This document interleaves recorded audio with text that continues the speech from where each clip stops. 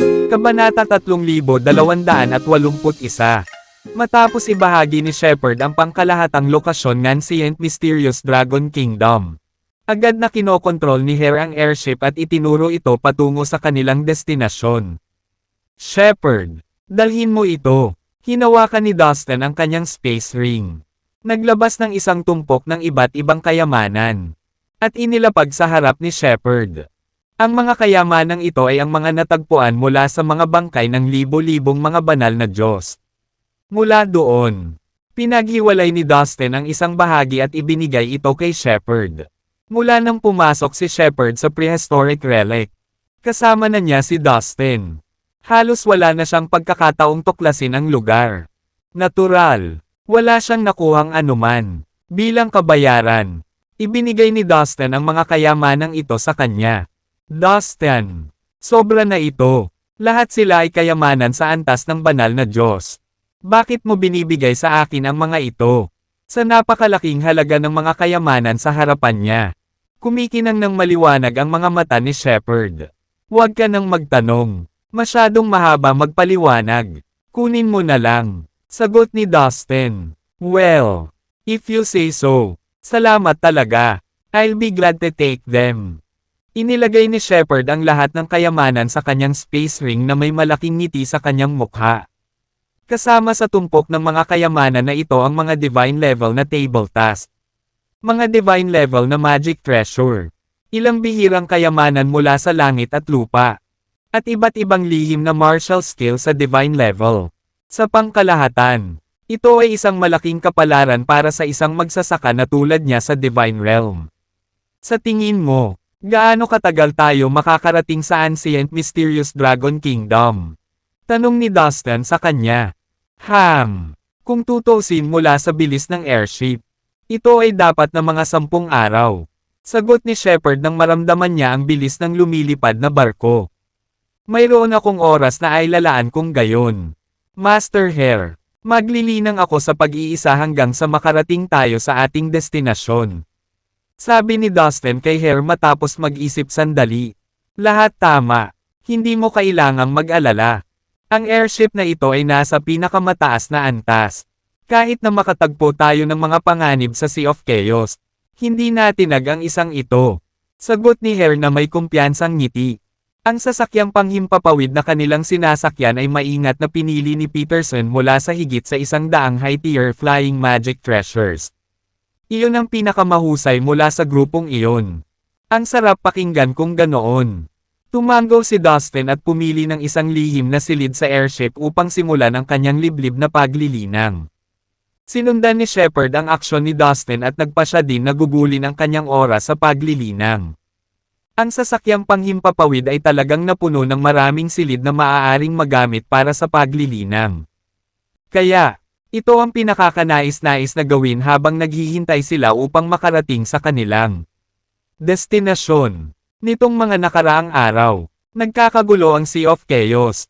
Ang mga balita tungkol sa mga pangyayari na nangyari sa sinaunang relic ay nagsimulang kumalat ng mabilis na parang apoy. Isang binata mula sa Celestial Cyan Kingdom na nagngangalang Dustin ang tila nakatakas sa mundo ng kadiliman dala ang magulong puno ng mundo. Libo-libong mga banal na Diyos ang ipinadala upang habulin siya sa mundo ng kadiliman. Gayunpaman, mula noon, wala nang anumang balita tungkol sa kanya o sa mga banal na Diyos. Walang nakakaalam kung nasaan talaga siya. Nagdala ito ng napakalaking sensasyon sa iba't ibang lugar sa Sea of Chaos.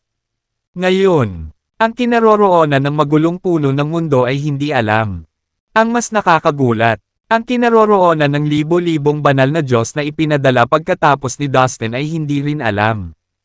Ang lahat ng mga nakakagambalang phenomena na ito ay pawang tumuturo sa binata na tinatawag na Dustin mula sa Celestial Cyan Kingdom. Mayroong ilang mga cosmos kung saan 12-12 ng mga banal na Diyos ang nawala. Ito ay isang malaking kawalan sa mga tuntunin ng kanilang kabuoang lakas.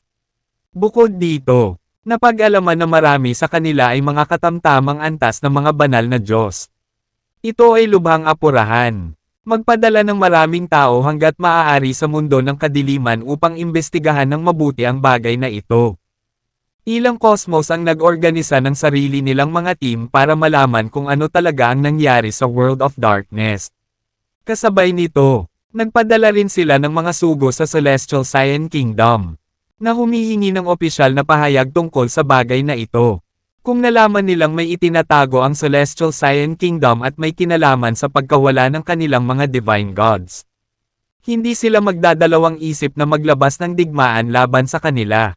Sa ngayon, ang Celestial Cyan Kingdom ay kailangang makabuo ng angkop na tugon para malinis ang kanilang pangalan.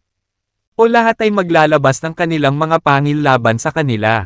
Samantala, sa Celestial Cyan Kingdom, ang nakasisilaw na banal na liwanag ay nagmumula sa isang hindi kilalang espasyo. Malalim sa kawalan, dalawang figure ang seryosong nag-uusap. Sinakop nila ang buong espasyo. At ang kanilang aura ay napakatalino na nakakatakot na tumingin ng diretso sa kanila.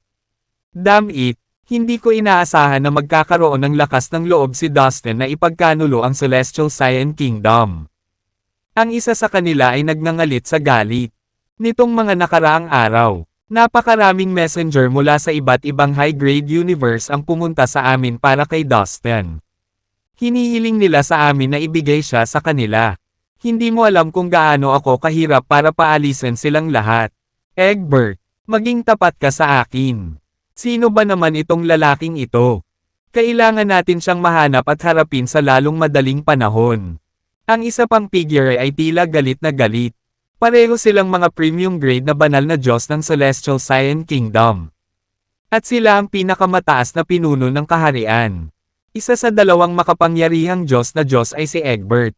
Tinanong ko na si Tig ng Enigmatic Sect tungkol sa kanyang background. Kasama niya ang isang medium grade na banal na Diyos na tinatawag na Peterson, na nagmula sa isang lugar na tinatawag na 3,000 malaki at maliit na universo. Gayun din, tila ang Peterson na ito ay ang Panginoon ni Dustin. Sa makatuwid, malaki ang posibilidad na si Dustin ay nanggaling din sa lugar na iyon. Ibinahagi ni Egbert ang lahat ng alam niya ngayon. As far as I remember, nakapunta na ako sa lugar na yun dati. Noong naglakbay ako dati sa Sea of Chaos, napadpad ako sa lugar na iyon. Ito ay isang napakalakas na komunidad na may libo-libong cosmos. Sila ay magkakaugnay at nagkaroon ng isang promising at maluwalhating sibilisasyon. Gayunpaman, ilang panahon ang nakalipas, isang napakatinding mapanirang labanan ang nangyari sa lugar na iyon. Ang lugar ay nawasak at ang lakas nito ay bumagsak ng husto. Nakakagulat na manggagaling si Dustin sa lugar na iyon. Sabi ng isa pang premium grade Divine God. Ipadala muna ang ating mga tao sa mundo ng kadiliman upang hanapin si Dustin. Kung hindi pa rin nila siya mahahanap doon, magpapadala kami ng isang tao sa 3,000 malaki at maliliit na universo kung saan siya nagmula. Hindi natin siya maaalis sa pagkakahawak natin. Nag-propose pa ako na gawin siyang alagad ko. Hahawakan ko siya mag-isa at ibibigay sa kanya ang nararapat sa isang taksil. Galit na sigaw ni Egbert. Kung gayon, iyon ang huling desisyon. Ang isa pang banal na Diyos ay tumango bilang pagsang-ayon. Di nagtagal, ang mga tao mula sa buong dagat ng Chaos ay nagsimulang magtungo sa mundo ng kadiliman. Nabatid na ang lugar na ito ay napakahiwaga at mapanganib. Marami na ang nakipagsapalaran sa lugar na ito noon at hindi na nakabalik. Gayunpaman, para sa kapakanan ng magulong puno ng daigdig at upang maunawaan kung ano talaga ang nangyari sa mga banal na Diyos na nawala.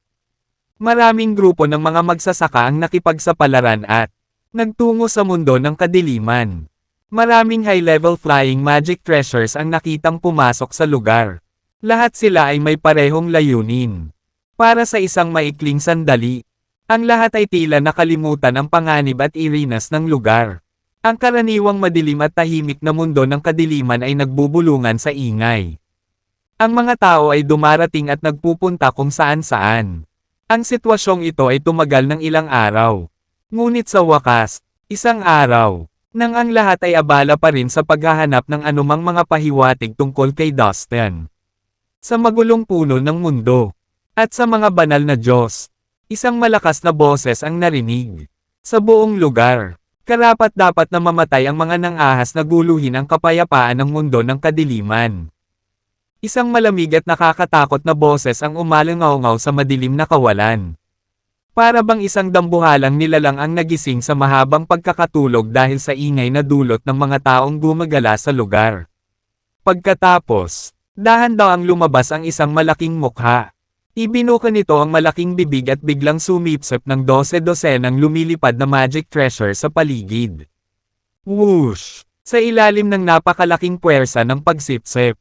Wala sa mga lumilipad na magic treasure ang maaaring makatakas. Lahat sila ay diretsyong lumipad sa parang bunganga at hindi na muling nakita. Ang isang katulad na kababalaghan ay nangyari sa isa pang lokasyon sa mundo ng kadiliman. Maraming lumilipad na magic treasures ang umaaligid sa lugar. Nang biglang may lumabas na dambuhalang itim na machete mula sa kawalan. Napapaligiran ito ng madilim at nakamamatay na mga ron na nagbibigay ng matinding nakamamatay na vibe. Swish! Ang dambuhalang machete ay biglang umindayog sa malawak na anggulo na nagdulot ng itim na alon. Na parang tsunami na tumangay sa lahat ng bagay. Bumagsak. Ang lahat ng mga airship sa lugar ay dinurog ng napakalaking itim na alon. Wala sa mga nilalang na nakasakay sa mga airship ang nakaligtas. Who the hell do you think you are? How dare you insignificant insects break into the world of darkness? Isang paus at nakakatakot na boses ang umalangaw-ngaw mula sa ibang lokasyon sa mundo ng kadiliman. Isang napakalaking itim na uwak na may nakikitang pulang demonyong mga mata ang lumipad palabas sa kawalan. Biglang bumukas ang bibig ng uwak at nagbuga ng pulang apoy na lumamon sa paligid. Whoosh! Ang marahas na apoy ay lumaki. Na nagiging isang malawak na dagat ng apoy. Na lumiligid at kumalat sa buong kalayuan. Ano ito? Tumakbo. Lahat ng bagay na nadikit sa pulang apoy ay nasunog kaagad. Gaano man sila magpumiglas, hindi nagawang supilan ng mga nilalang ang apoy. Sa huli, lahat sila ay naging alabok. Ang lahat ng mga bagay na ito ay nangyari ng sabay-sabay. Para bang ang mga misteryosong nilalang na naninirahan sa mundo ng kadiliman ay nagpapaalala sa mga tagalabas na iyon ang kanilang teritoryo. Tumakbo ka dali. Huwag kang lilingan. Hindi na tayo dapat pumasok sa mundo ng kadiliman. Ginalit natin ang mga demonyong naninirahan doon. Umalis ka. Lumabas ka hanggat kaya mo. Ang mga natitirang nilalang, na hindi pa naging biktima ng galit ng mundo ng kadiliman, ay sinubukan ang kanilang makakaya upang makatakas at iligtas ang kanilang mga sarili. Habang nag-aagawan silang makalabas, isang malademonyo at pilyong halakhak ang narinig mula sa kailaliman ng dilim. Nang mag-headcount sila pagkatapos makalabas, lumabas na higit sa kalahati ng mga taong ipinadala nila sa mundo ng kadiliman ay namatay o nawala ng walang bakas. Mula noon, wala nang nang-ahas na pumasok muli sa mundo ng kadiliman. Dustin. Marami sa mga napahamak ay mga Diyos. Kasama ang ilan sa kanila ay mga katamtamang antas na mga banal na Diyos. Walang nang-ahas na pumasok at ipagsapalaran ang kanilang buhay. Mabilis na kumalat na parang apoy ang balita tungkol sa nangyari sa mundo ng kadiliman. Para sa isang sandali, ang mga magsasaka sa bawat cosmos ay lubos na nawalan. Tama ang mga alamat. Ang mundo ng kadiliman ay talagang isang lugar ng dakilang kapangyarihan na nababalot ng misteryo. Ang libo-libong nawawalang mga Diyos ay tiyak na nahaharap sa isang hindi kilalang panganib. Kung ganoon ang kaso, malamang na namatay na sila sa mundo ng kadiliman. Espekulasyon ng ilan. At saka, ang lalaking iyon na nagngangalang Dustin mula sa Celestial Cyan Kingdom ay sinasabing nasa Heaven Immortal Realm lamang. Malamang na hindi siya makakaligtas sa matinding pagsubok dahil pati ang mga Divine God ay napahamak. Nako, maaari rin itong maging patunay na ang magulong puno ng mundo ay dapat na nasa mundo ng kadiliman.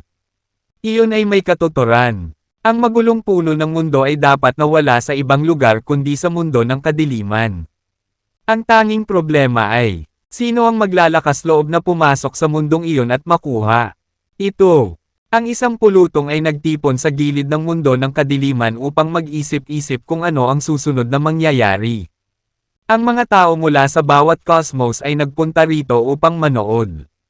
Walang naglakas loob na pumasok sa mundo ng kadiliman. Samantala, sa isang lugar sa kaloob-looban ng Sea of Chaos, Isang airship ang sumusugod sa bakanteng espasyo sa napakabilis na bilis. Sa loob ng isang lihim na silid ng airship, nakaupo si Dustin sa gitna. Naka-cross-legged. Dapat kong gamitin ang oras na ito para sanayin ang aking espada. Naisip niya sa sarili. Sa kasalukuyan, ang cultivation base ni Dustin sa concentration method ay umabot na sa antas na nagbigay daan sa kanya upang makagawa ng 800 milyong atake ng espada sa isang iglap. Sa kanyang antas, madali niyang matatalo ang lahat ng mga master sa Divine Realm nang hindi kumikibo. Gayunpaman, ito ay masyadong mahina upang hamanin ang mga Diyos. Habang lumalakas ang kanyang cultivation base, ang mga kaaway na kailangan niyang harapin ay naging mas malakas din. Umabot na siya sa punto na ang mga kalaban niya ay mga Diyos na. Ang mga master sa Divine Realm ay hindi nakarapat dapat nakalaban para sa kanya. Huminga ng malalim si Dustin at nagsimulang mag-practice ng kanyang espada. Sa kanyang Soul Sea, isang mahabang gininto ang espada, kasing kapal ng isang buhok, ay nagsimulang manginig at sumambulat ng isang nakakatakot na malakas na aura ng enerhiya ng espada. Ang manipis, gininto ang espada na ito ay ang orihinal na binhi ng lahat ng mga diskarte sa espada. Nakuha ito ni Dustin mula sa mahabang espada na ibinigay ng Divine Swordsman kay Peterson ang Daoist Ancestor. Buzz! Ang gininto ang maliit na espada ay biglang lumipad at ipinasok ang sarili sa kaharian ng sword. Agad itong nagsimulang magpino at sumipsip ng enerhiya ng Sword Kingdom sa bilis na napakabilis ng kidlat. Wow! Hindi ko ine-expect na kaya nitong gawin ta. Parehong nagulat at tuwang-tuwa si Dustin. Matapos isipin kung ano ang maaaring dahilan sa likod nito. Napagtanto niya na pareho ang orihinal na binhi ng swordsmanship at ang Sword Kingdom ay naiwan ng Divine Swordsman. Sa makatuwid, iisa ang pinanggalingan nila. Natural lamang na ang binhi ay maaaring sumipsip ng enerhiya ng Sword Kingdom upang mabilis na mabuo ang sarili nito. Habang namamangha siya sa paningin nito, napagtanto ni Dustin na unti-unting lumiliit ang Sword Kingdom. Kasabay nito, nagsimulang lumaki ang gintong espada. Hindi lang iyon, napagtanto din ni Dustin na umuunlad ang kanyang kakayahan sa espada. Makalipas ang 3 araw, 900 million swords in one. Umungol si Dustin sa hindi makapaniwala sa kanyang pag-unlad. Walang katapusang sword aura ang bumalot sa kanyang katawan na parang kakon. Ang lihim na silid ay napuno ng nagniningning na aura ng espada. Na ang liwanag ay nakuha ang lahat ng mga detalye ng madilim na silid. 1 bilyong espada sa isa. 1 bilyon at 100 milyong espada sa isa. Lumipas ang 9 na araw. 1 bilyon at 500 milyong espada sa isa. Hindi pa rin makapaniwala si Dustin kung gaano siya kabilis umunlad. Ang lihim na silid ay napuno ng walang katapusang nakakasilaw na aura ng espada na sumasayaw sa buong nakakulong na espasyo. Samantala, ang buong katawan ni Dustin ay lubusang nalubog sa aura ng espada. Master Hair, kailan tayo makakarating sa Ancient Mysterious Dragon Kingdom? Tanong ni Dustin kay Hair. Siguro sa 2 hanggang 3 araw. Mahirap sukatin ang oras sa Sea of Chaos. Maging matyaga. Makakarating din tayo sa wakas. Sagot ng matanda. Sige. Tumango si Dustin. Bueno. Tingnan natin kung anong lihim na kasanayan ang maaari kong linangin sa panahong ito. Ang desisyon ni Dustin. Sa pamamagitan ng isang kaway ng kanyang kamay. Maraming jade slip ng mga pamamaraan ng paglilinang ang lumipad at lumutang sa kanyang harapan. Ang mga cultivation method na jade slip na ito ay natagpuan sa mga katawan ng libo-libong banal na Diyos. Na lahat ay nasa medyo mataas na antas. Sinuri ni Dustin ang mga jade slip upang makita kung may bagay na angkop para sa kanya upang linangin. Ginamit niya ang kanyang espiritual na kahulugan upang suriin ang mga pamamaraan ng paglilinang isa-isa. Bago ito, nakapagsanay na si Dustin ng maraming kasanayan sa paglilinang sa banal na antas. Halimbawa, ang heavenly fighting skill na nakuha niya sa ipinagbabawal na lugar sa labas ng Earth. At naroon ang Time Feast, ang Golden Sun Divine Art, at ang Invincible Divine Finger.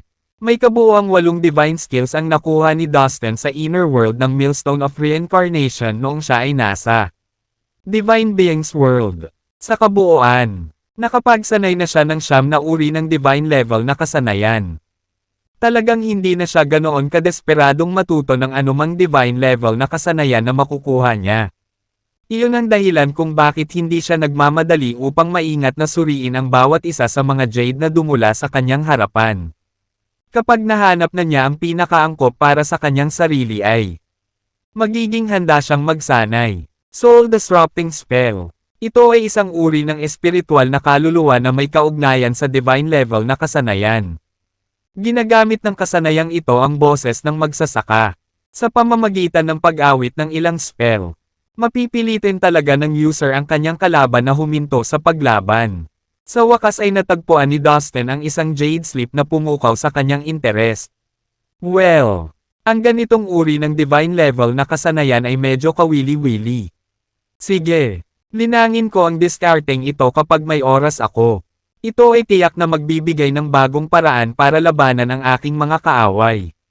Sa halip na gumamit ng malupit na puwersa, maaari kong supilan ang aking mga kaaway sa pamamagitan lamang ng pagsasalita.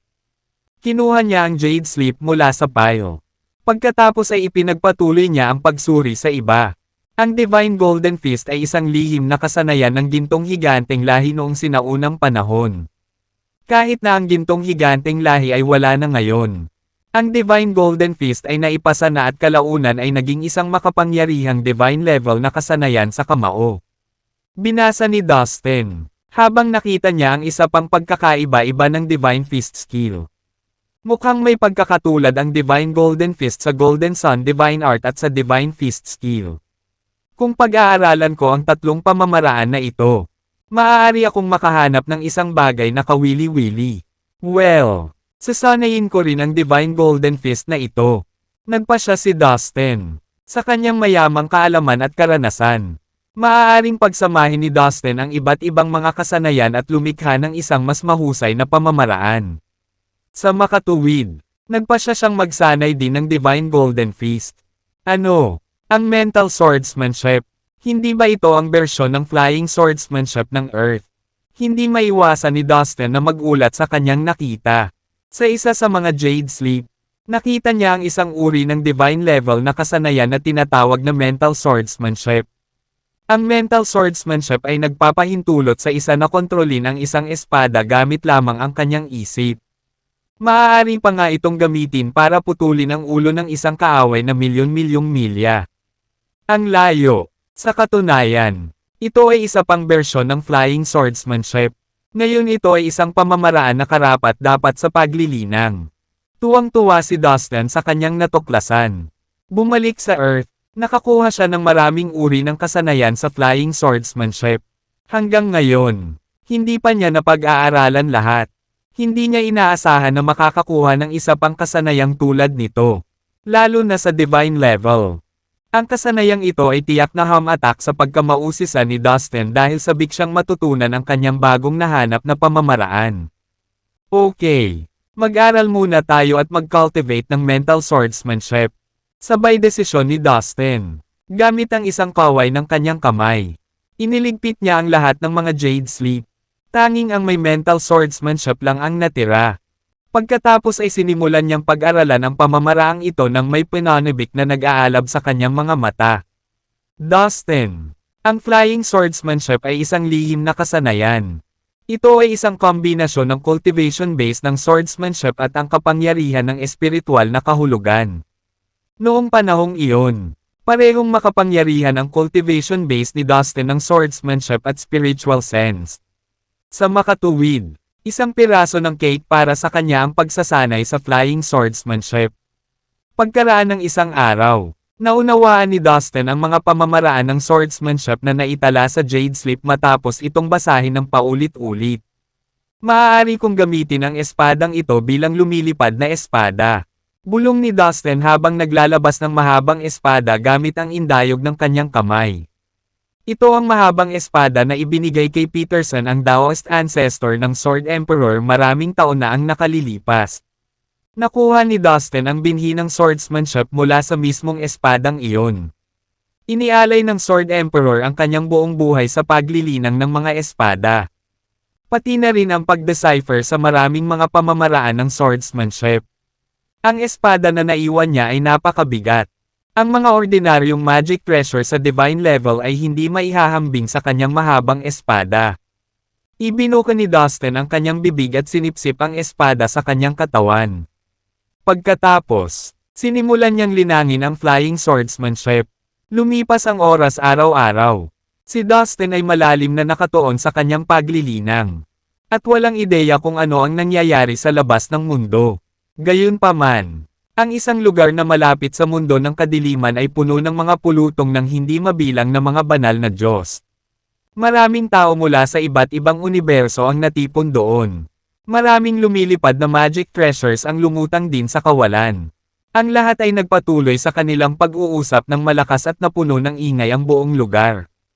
Lahat sila ay ipinadala ng iba't ibang universo sa mundo ng kadiliman na may tanging layunin ng pagsisiyasat sa mga gawain ng magulong puno ng mundo.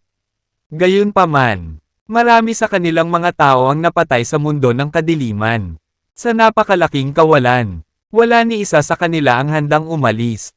Kaya, nanatili sila sa mas ligtas na mga lugar malapit sa mundo ng kadiliman upang maghintay ng mga reinforcement at karagdagang tagubilin sa kanilang misyon. Ang ilang mga universo ay nagpatuloy sa pagpapadala ng mas maraming tao araw-araw. Sa paglipas ng mga araw, maraming magsasaka ang dumarating mula sa malayo.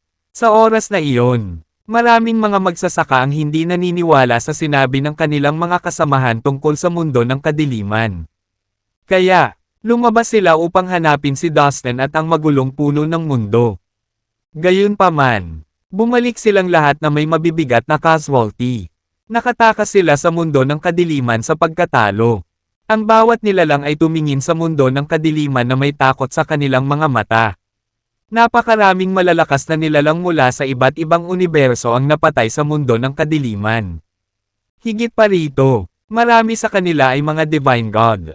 At ang ilan sa kanila ay mga medium grade na divine god. Ang mundo ng kadiliman ay isa nga sa pinaka-nakakatakot at nakakatakot na lugar sa Sea of Chaos.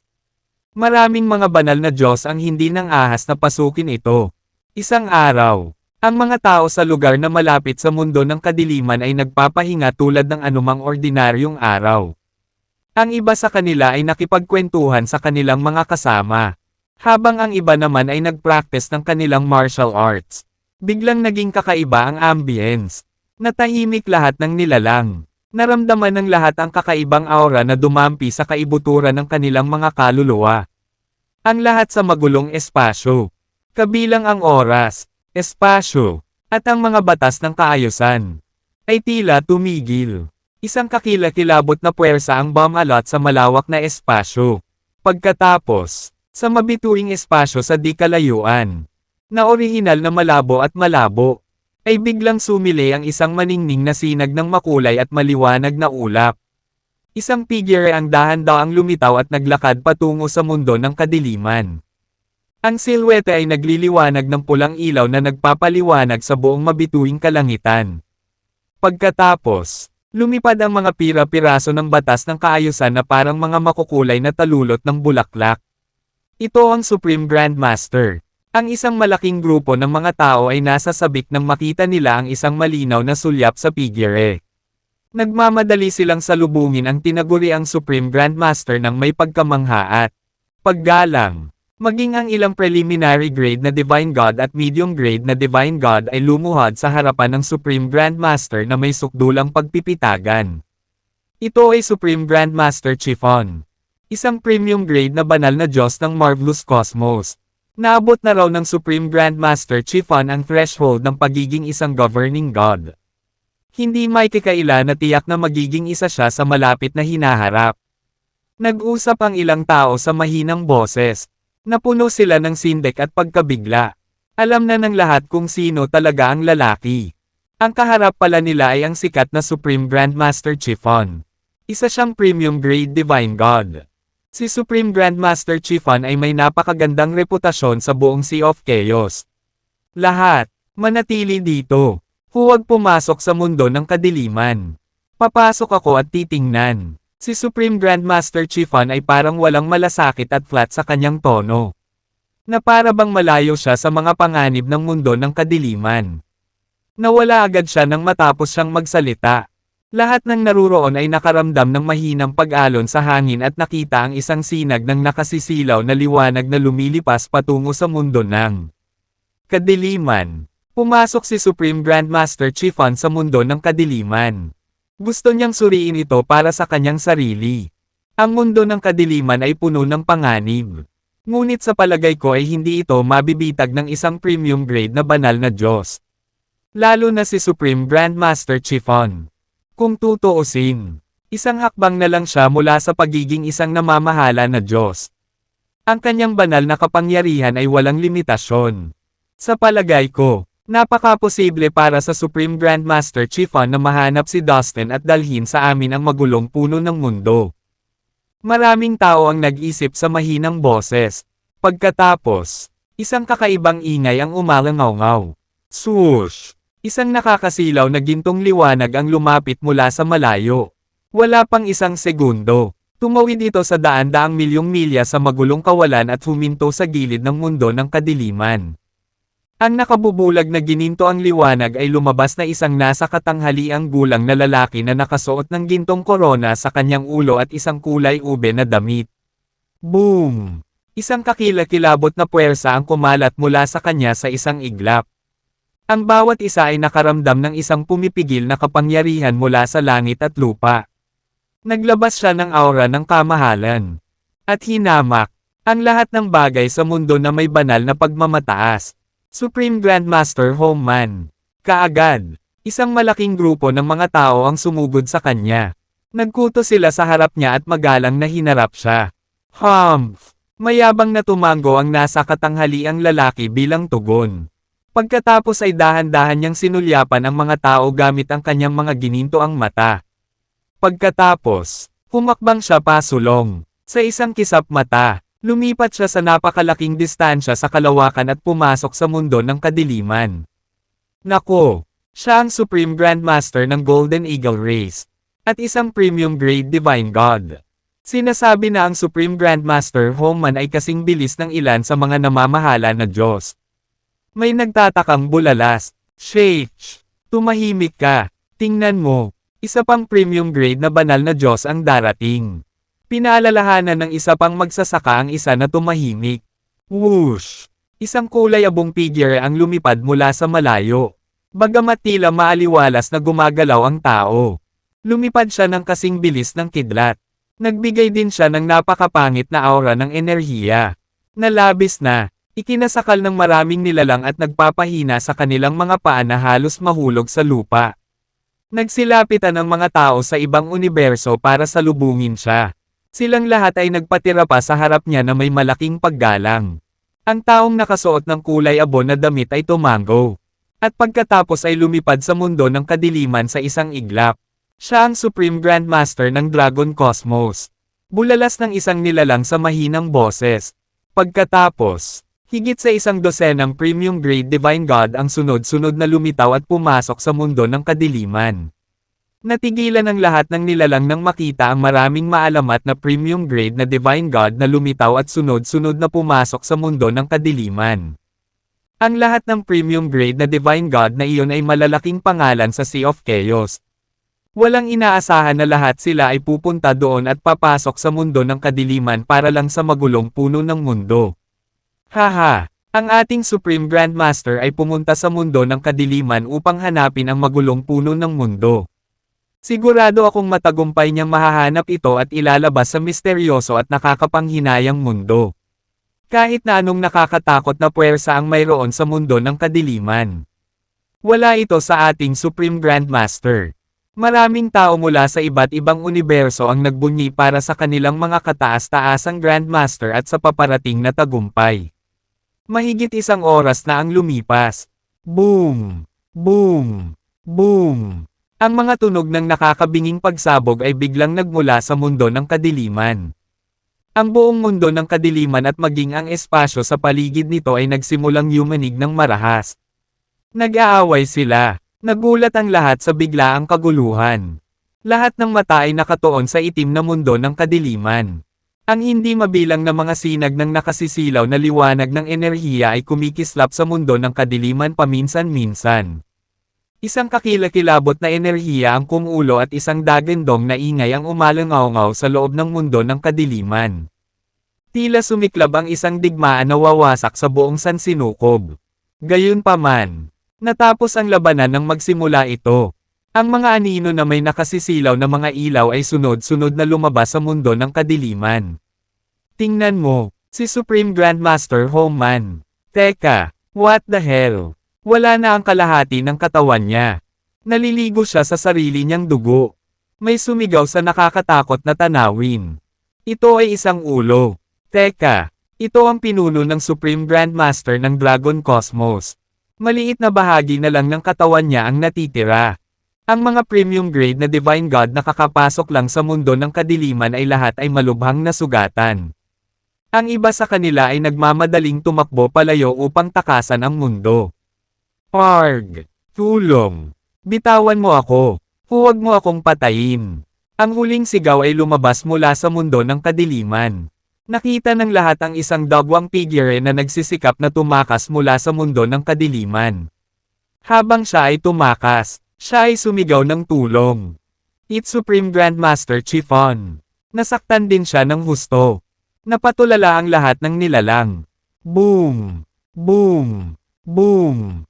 Nanood ang lahat habang nagmamadaling lumabas si Supreme Grandmaster Chiffon mula sa mundo ng kadiliman. Biglang may sumulpot na malaking maitim na kamay sa likod niya at mabilis na hinawakan ang katawan niya. Ang mahiwagang kamay ay kinuyam ng mahigpit ang katawan ni Supreme Grandmaster Chiffon. Puff! Sa isang splashing sound, sumabog sa dugo at paste ang katawan ni Supreme Grandmaster Chiffon. Maging ang kanyang espiritual na kaluluwa ay nadurog. Parehong ganap na nawasak ang pisikal na katawan at espiritual na kaluluwa ni Supreme Grandmaster Chiffon. Ang buhay ng isang premium grade na banal na Diyos ay nagwakas ng malungkot sa ilalim ng ilong ng lahat. Dustin. Sa gilid ng mundo ng kadiliman. Hinawakan ng higanting itim na kamay ang Supreme Grandmaster at brutal na pinatay siya. Pagkatapos, dahan-dahan itong umatras. Lahat ng nilalang ay nakatitig sa kamay. Nakaramdam sila ng lamig sa buong katawan dahil sa karumal-dumal na eksenang ngayon lang nila nasaksihan. Si Chiffon ay isang premium grade na Divine God. Ngunit agad siyang nalipol ng isang kamay mula sa World of Darkness. Alam ng lahat na ang lakas ng isang premium grade na banal na Diyos ay nakakatakot. Ang gayong banal na Diyos ay igagalang ng bawat sansinukob at lahi. Gayunpaman, si Chiffon ay nahuli at pinatay na parang langgam. Sa kanyang huling sandali, si Chiffon ay nakagawa lamang ng nag-aatubili na sigaw para sa tulong. Ilang sandali pa, ang higanting itim na kamay ay tuluyang umatras pabalik sa mundo ng kadiliman at nawala. Ang kapaligiran sa paligid ng mundo ng kadiliman ay talagang nakakatakot. Walang nang-ahas na gumawa ng ingay sa takot na maalerto ang malaking itim na kamay. Maya-maya, may nanginginig na boses ang nanggaling sa isa sa mga airship. Umalis. Biglang sumugod sa malayo ang mga tao mula sa isa sa mga universo na nagtipon malapit sa mundo ng kadiliman.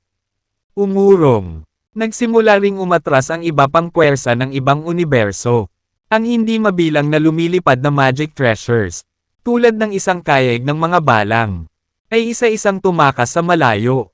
Walang gustong manatili malapit sa kakilakilabot na lugar. Ang pagkamatay ng isang premium grade na banal na Diyos ay talagang nasaroon ang loob nila. Alam nilang kung mananatili sila, lahat sila ay papatayin. Pagkaraan ng ilang sandali, umalis na ang lahat ng tao sa paligid ng mundo ng kadiliman. Makalipas ang kalahating araw, ang nangyari sa mundo ng kadiliman ay kumalat na parang apoy sa paligid ng dagat ng Chaos. Noong araw na iyon, sa Marvelous Cosmos kung saan nagmula si Chiffon, may hindi normal na nangyari. Bumuhos ang dugong ulan mula sa langit sa isang buong araw. Alam ng lahat na si Chiffon ay naging isang premium grade na banal na Diyos sa Marvelous Cosmos. Ang kanyang aura, paglilinang, at kalooban ay na-assimilated sa cosmos. Bukod dito, kahit isang bahagi ng kalooban ng orihinal na batas ng kalikasan sa cosmos na iyon ay pagmamay-ari ng Chiffon. Ang isang premium grade na banal na Diyos ay nilinang na sa isang kaharian na malapit ng mahawakan ang orihinal na batas ng kalikasan. Ang kanyang kalooban ay halos maituturing na batas ng kalikasan. Sa madaling salita, ang kalooban ni Chiffon ay halos isinama sa batas ng kalikasan ng Marvelous Cosmos. Pagkatapos ng lahat, upang maabot ang isang estado ng kompletong pagsasama, kailangan niyang maging isang namamahala na Diyos. Ang lakas ni Chiffon ay malapit ng maging isang namamahala na Diyos. Pagkatapos ng kanyang kamatayan, ang testamento at batas na iniwan niya sa Marvelous Cosmos ay mararamdaman ang kanyang kamatayan, na naging sanhi ng kakaibang kapaligiran at biglaang pag-ulan ng dugo. Sa araw na iyon, nagkaroon ng magulong sandstorm, isang malakas na lindol, at walang katapusang nakakabinging iyak. Maraming mga magsasaka ang patuloy na lumitaw sa Marvelous Cosmos upang dumalo sa kanyang seremonya ng libing. Ang lahat ng mga magsasaka na naruroon ay labis na nalulumbay. Ang pagkamatay ng isang premium grade na banal na Diyos ay isang malaking kawalan sa Marvelous Cosmos. Mayroon lamang 2 premium grade na banal na Diyos sa Marvelous Cosmos. Ang isa sa kanila ay kamamatay lamang, na nagpabawas sa kabuoang lakas ng cosmos ng kalahati. Ang bastos na yon, Dustin mula sa Celestial Cyan Kingdom. Kung hindi niya dinala ang magulong puno ng mundo sa mundo ng kadiliman, hindi sana papasok si Supreme Grandmaster Chiffon sa mundo ng kadiliman. At hindi sana siya napatay. Kaya naman, si Dustin ang pumatay sa Supreme Grandmaster. Dapat tayong maghiganti. Kahit na namatay si Dustin, dapat nating patayin ang lahat ng may kaugnayan sa kanya. Sumigaw ang ilang galit na boses sa Marvelous Cosmos. Hindi lang ito nangyari sa Marvelous Cosmos. Sa katunayan, maraming iba pang mga universo sa dagat ng Chaos, kung saan natipon ang daan-daang libong mandirigma. Lahat ay nagngangalit sa pangalan ni Dustin. Ang mundo ng kadiliman ay talagang nakakatakot. Walang nang-ahas na tumuntong muli sa mundong iyon. Sa makatuwid, inilipat ng lahat ang kanilang galit kay Dustin. Noon, tinanggap na ng lahat ang katotohanang wala na ang magulong puno ng mundo. Libo-libong mga banal na Diyos din ang namatay sa mundo ng kadiliman. Mahigit sa 100 premium grade Divine God ang malubhang nasugatan sa mundong iyon. Ngunit higit sa lahat, isang premium grade na banal na Diyos ang napatay sa mundo ng kadiliman. Ang mga bagay na ito ay sapat na upang magdulot ng malaking sensasyon. Sinisi ng maraming lahi ang lahat ng ito kay Dustin lamang. Galit na galit ang lahat. Ang mas hindi mabata sa kanila ay ang katotohanang nasa Heaven Immortal Realm lang siya. Ang isang mahinang magsasaka ay talagang naging sanhi ng pagkamatay ng libo-libong banal na mga Diyos. Hindi pa ito nangyari noon. Gayunpaman, ito ang realidad na kanilang kinaharap noong panahong iyon. Sa sandaling iyon, sa isang lugar sa Sea of Chaos, isang airship ang lumipad pasulong. Sa isang lihim na silid sa sasakyang panghimpapawid, si Dustin ay nakaupo ng mapayapa. Pagkaraan ng ilang sandali, ang kanyang katawan ay patuloy na naglalabas ng mga alon ng aura ng espada na naging sanhi ng bahagyang panginginig ng sikretong silid. Ang bawat alon ng aura ng espada ay napakatalim. Hindi ko inaasahan na mahuhusay ko ang mental swordsmanship sa loob ng 3 araw. Naisip ni Dustin. Pagkatapos, binuksan niya ang kanyang mga mata. Ngunit natutunan ko ang ilang paraan ng flying swordsmanship sa Earth. Kaya naman naging mas madali para sa akin ang pagsasanay ng mental swordsmanship. Bukod pa rito, napino at naabsorb ko na ang napakaraming madilim na espiritual na demonyo noon. At ang lakas ng aking espiritual na pakiramdam ay tumaas ng husto. Bulong ni Dustin sa sarili. Noon, nakabisado na niya ang mental swordsmanship na naitala sa Jade Sleep. Bukod dito, sa mga tuntunin ng paraan ng konsentrasyon, naabot na rin niya ang antas ng pagsasama ng 1,800,000,000 pag-atake ng espada sa isa. Sa kanyang Soul Sea, higit sa kalahati ng Sword Kingdom ay nawala na. Maliit na bahagi na lang ang natitira. Ang maliit na gininto ang espada na nakapasok pa rin sa natitirang Sword Kingdom ay nagpatuloy sa pagpino at pagsipsip ng enerhiya ng kaharian. Sa lalong madaling panahon, ang kaharian ng Sword ay magiging ganap na pino at hindi na umiral. Samantala, Ang laki ng gintong espada ay unti-unting lumalaki. Sa aking kasalukuyang lakas, ang isang Divine Realm Master ay hindi makatiis ng isang suntok mula sa akin. Iniisip ko kung gaano ako kalayo mula sa pagiging isang preliminary grade na banal na Diyos. Tanong ni Dustin sa sarili. Sa patuloy na pag-unlad ng kanyang lakas, nang hindi namamalayan, sinimulan niyang ituring ang mga Diyos ng preliminary grade bilang kanyang mga karapat-dapat na katunggali. Dustin, mukhang malapit na tayong makarating sa Ancient Mysterious Dragon Kingdom. Biglang umalangaw-ngaw ang boses ni Hare sa soul sea ng Dustin. Oh, malapit na ba tayo? Excited si Dustin. Ang pangunahing layunin ng pagbisita ni Dustin sa Ancient Mysterious Dragon Kingdom ay upang mahanap ang 4 na Divine Gods. Kabilang si Master Morphe. Naisip ni Dustin na kung maibabalik ng 4 na Diyos ang kanilang mga tunay na katawan at bumalik sa 3,000 malalaki at maliliit na universo. Marahil ay maaari nilang wakasan ang kasalukuyang kaguluhan sa mga unibersong iyon. Pagkatapos, umalis siya sa secret chamber at pumunta sa hall ng airship. Dustin, darating tayo sa lalong madaling panahon sa Ancient Mysterious Dragon Kingdom. Sana maganda ang trip natin. Nang makita niya si Dustin, humagalpak ng tawa si Shepard. Shepard, kumusta ang kabuoang lakas ng Ancient Mysterious Dragon Kingdom? Curious na tanong ni Dustin. Ang kahariang iyon ay isang mataas na uri ng universo. At ang lakas nito ay medyo mahina kaysa sa Celestial Cyan Kingdom. Sa Ancient Mysterious Dragon Kingdom, mayroon lamang isang premium grade na Divine God. Marahil ay may higit sa 100 medium grade na banal na Diyos. Ngunit mayroong hindi mabilang na preliminary grade na mga banal na Diyos sa paligid. Sabi ni Shepard. I see. Tumango si Dustin. Dustin, kahit na mayroon lamang isang premium grade na banal na Diyos sa Ancient Mysterious Dragon Kingdom, hindi tayo dapat gumawa ng anumang bagay upang masaktan siya. Sa makatuwid, kapag tayo ay pumasok sa kaharian, dapat tayong maging mahinahon at iwasan ang anumang gulo.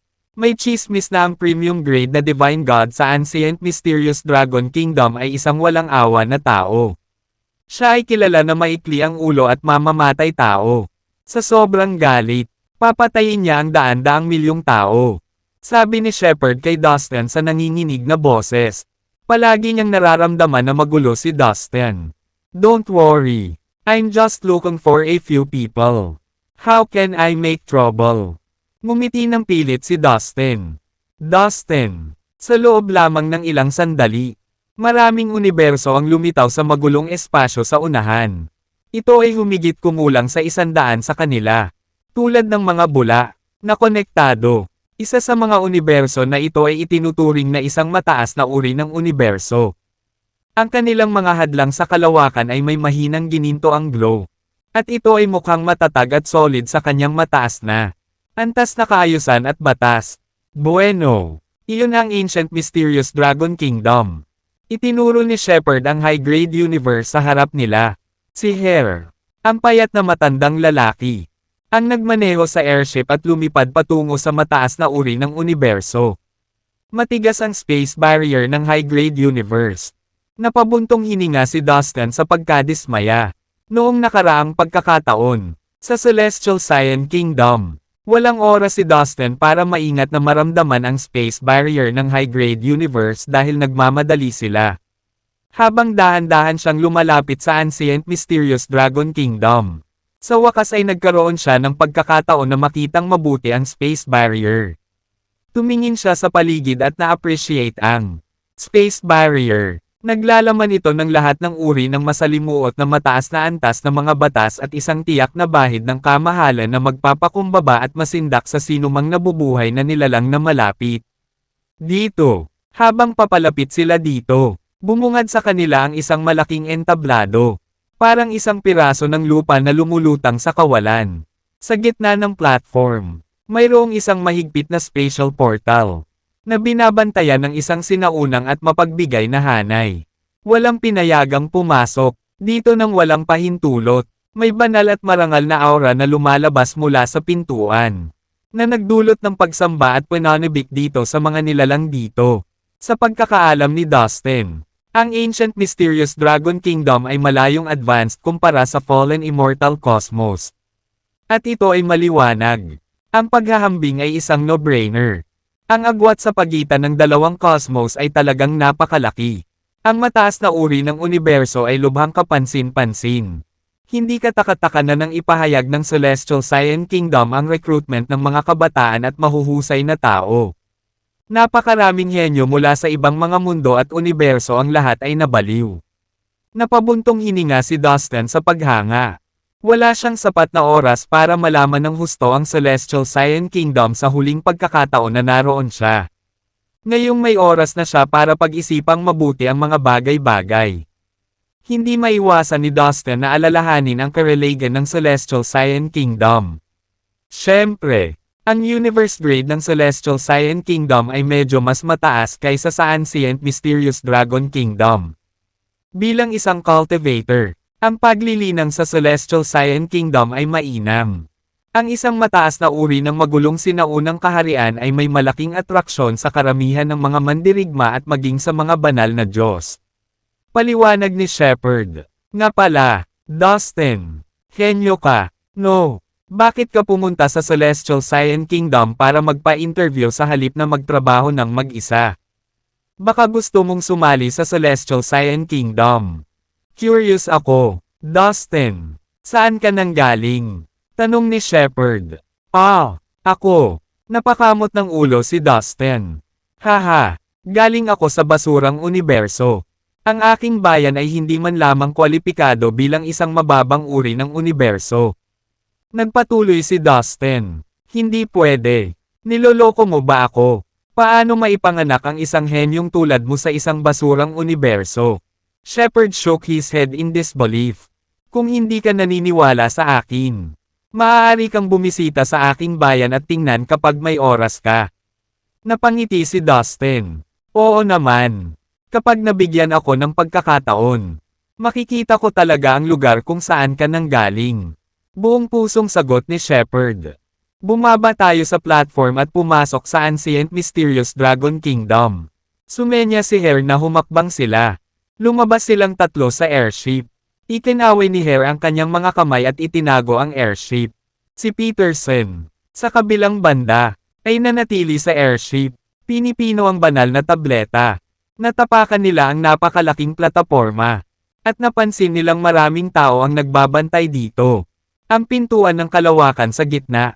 Sa partikular, ay napapaligiran ng mas maraming gwardya. Maraming preliminary grade na Divine God ang nakaupo sa hanay upang bantayan ang pasukan. Let's go! Kanina pa ako nakapunta sa Ancient Mysterious Dragon Kingdom. Let me show you the way. Pinangunahan ni Shepard ang kanilang grupo patungo sa gitna. Ang mga banal na Diyos na nakapalibot sa pasukan ay may ilang mga katanungan na itatanong bago makapasok ang mga bisita.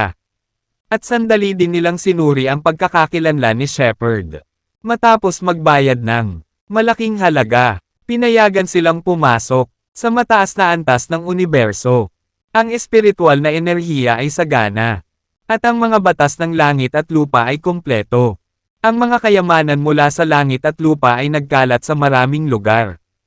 Higit pa kaysa sa alinmang sansinukob. Bukod dito, sa mataas na antas ng universo, mas maraming tao ang may kaugaliang maglinang kaysa sa iba pang mababang uri ng universo. Ang paglilinang sa mga ganitong uri ng kapaligiran ay magiging kapaki-pakinabang para sa mga mandirigma. Sa makatuwid, maraming mga dayuhang magsasaka ang pumasok sa mataas na uri ng universo para sa kadahilanang ito. Siyempre, ang mataas na uri ng universo ay maniningil ng matarik na presyo para sa mga tagalabas bilang kapalit ng paglilinang sa kanilang universo. Dustin, tandaan kung saan matatagpuan ang platform na ito. Kung may problema kami sa pag-alis namin, magagamit namin ang iyong magulong magic treasure para i-teleport ang sarili namin palabas ng Ancient Mysterious Dragon Kingdom.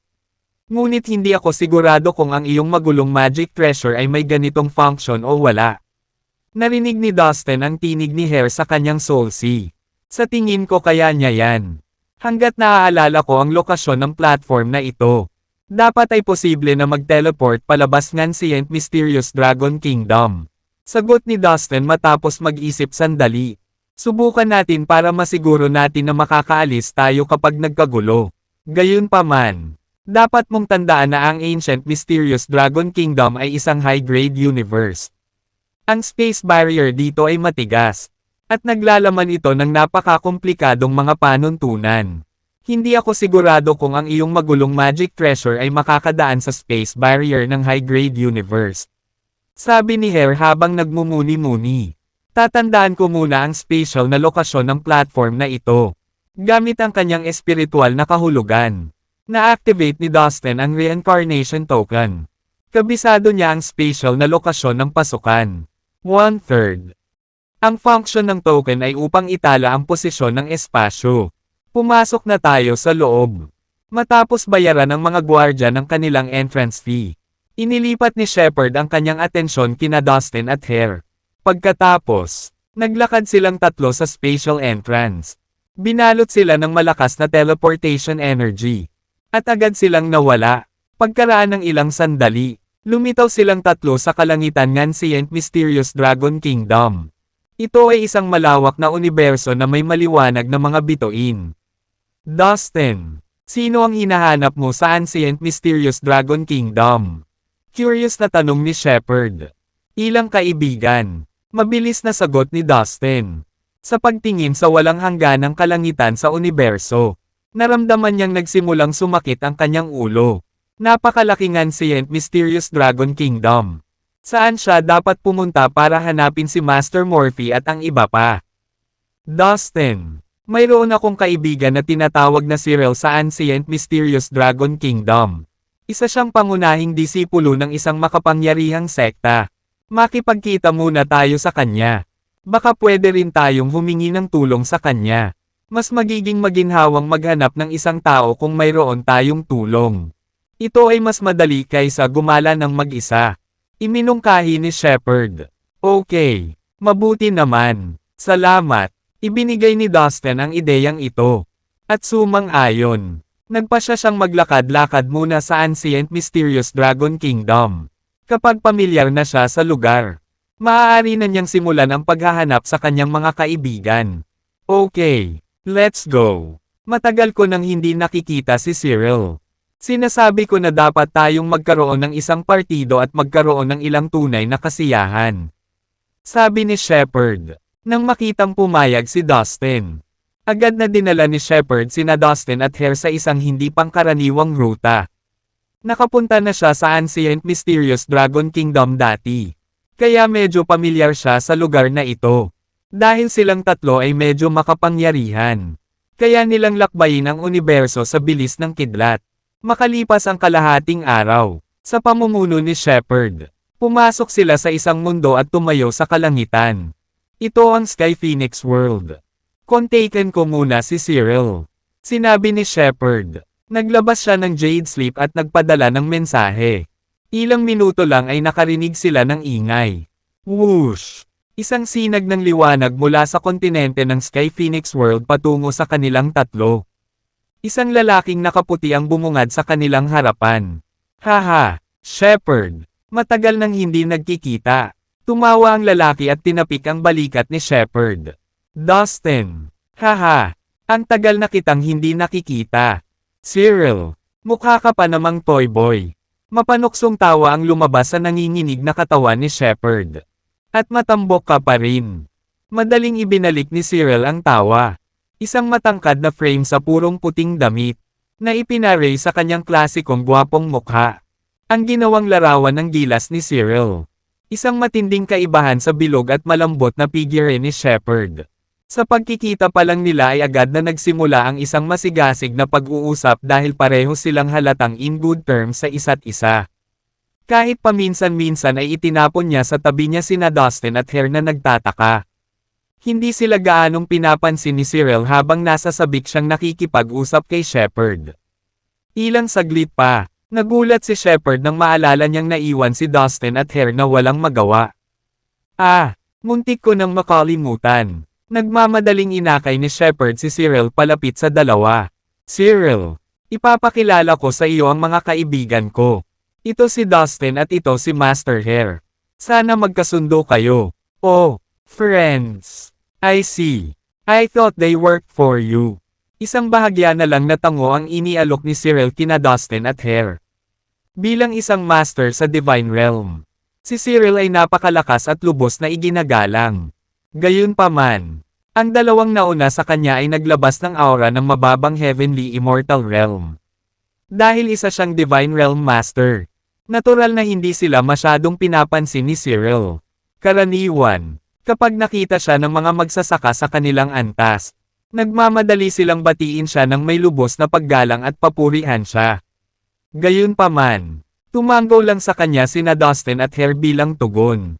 Kung isasaalang-alang kung anong uri sila ng mga tao, wala sa kanila ang magkukusa na purihin ang isang Divine Realm Warrior. Don't mock me, Cyril. Kung bibigyan ako ng karangalan, I would happily work for Dustin for the rest of my life. Sumimangot ang mukha ni Shepard habang nakapikit ang mga mata sa sinabi ni Cyril. Cyril, Dustin's a talented man. Hindi mo masusukat ang totoong lakas niya sa level niya since tinatago niya itong mabuti. Kahit sa lakas ko, hindi ako makakaligtas kahit isa man lang sa suntok niya. Nagmamadaling paliwanag ni Shepard. Bahagyang panginginig sa boses ang tanging senyales ng takot na ipinakita niya na baka aksidenteng masaktan ni Cyril si Dustin. Kung sinaktan siya ni Cyril, patay na silang dalawa sa isang hampas lang ng espada ni Dustin. Ganun ba? Tiyak, nagmamalaki ka. Hindi ka match sa kanya. Ah, nakita ko. Dapat ay may malakas na background at mataas na katayuan sa lipunan si Dustin. Mahirap siguro na kailangan mong ibaba ang iyong sarili at pagmasdan siya. Marahang minasahe ni Cyril ang kanyang templo habang nagsasalita. Dustin, dahil kaibigan ka ni Shepard, ituturing kita bilang sarili kong lalaki. Mangyaring huwag ipakita ang iyong pagkakakilanlan at background sa harap namin hanggat maaari.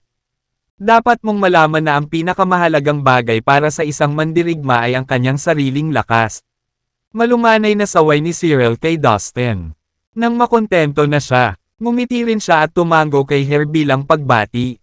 Bilang isang master ng Divine Realm, naniniwala siya na ito ay isang gawa ng malaking kabaitan para sa kanya na ibaba ang kanyang sarili at harapin ang dalawang Heaven Immortal Realm Masters. Tumigil ka na sa pagiging self-righteous. Cyril, hindi mo alam kung gaano kalakas si Dustin. Napabuntong hininga si Shepard sabay iling. Dustin, huwag mo siyang sisihin. Mabilis na dagdag ni Shepard at takot na sumulyap kay Dustin. Ayos lang. Walang pakialam na sagot ni Dustin. Ang galing nitong magpanggap. Bamaha kay Cyril ang pait nang makita ang ugali ni Dustin. Bago pa siya makapagtalo, isang nakakabinging boom ang umabot sa kanilang mga tainga. Mula sa malayo, ang mga alon ng malakas na enerhiya ay patuloy na humampas sa lahat. Maging ang lugar kung saan nakatayo si Dustin at ang kanyang mga kasama ay nagsimulang manginig sa kahabaan ng alon. Ano yun? Hindi tulad ng iba na nakatitig sa kanilang mga paa. Si Dustin ay nakaturo sa langit.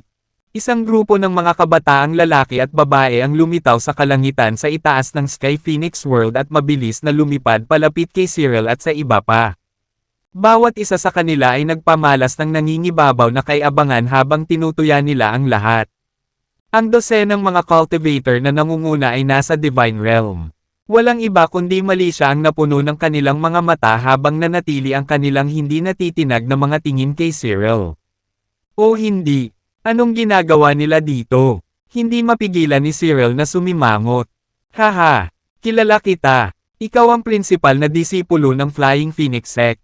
Cyril, sabi sa isang balita na isa ka sa mga pinakamahuhusay na disipulong nakita ng sekta mo. Ngayong nakilala na kita sa personal. Parang hindi mo natupad ang iyong reputasyon. Hindi kita gusto, kahit na malapit na ang kompetisyon. Ikaw ay gumagala sa halip na magtanim sa pag-iisa. Ito ay ganap na hindi nararapat. Tila ang Heavenly Crater Mine ay dapat na magkaroon ng bagong may-ari pagkatapos na nasa kontrol ng Flying Phoenix Sect sa loob ng 100 taon. Sa palagay ko, hindi mo na kailangang sumali sa kompetisyong ito. Matatalo pa rin ang Flying Phoenix sect mo. Sigaw ng pinuno ng grupo. Ang banal na liwanag ay tila sumisikat mula sa kanyang maputing balat sa buong katawan niya. At ang mahinang aura ng isang banal na Diyos ay maramdaman mula sa kanya. Malinaw.